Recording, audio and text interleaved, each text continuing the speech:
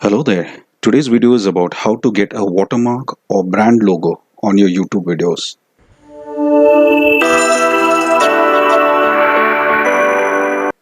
Hello, welcome back. Now, you have to open YouTube, sign into your channel, and under your channel, search for the Your Channel tab. Go into that, go to YouTube Studio. Once you're there, search for settings. Okay.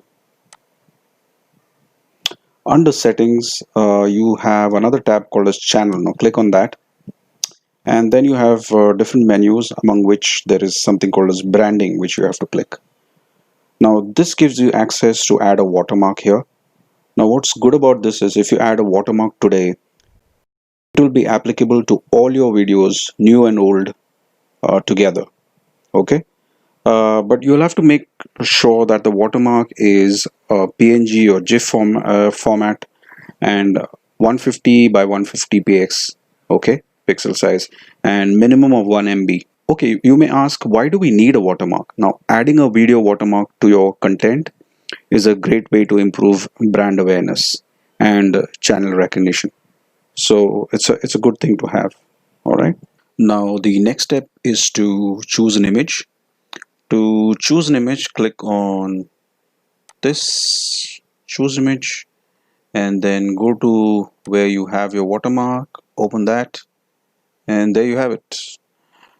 Normally the watermark should be transparent and very light so that people pay more attention to your video, and this should not be a hindrance.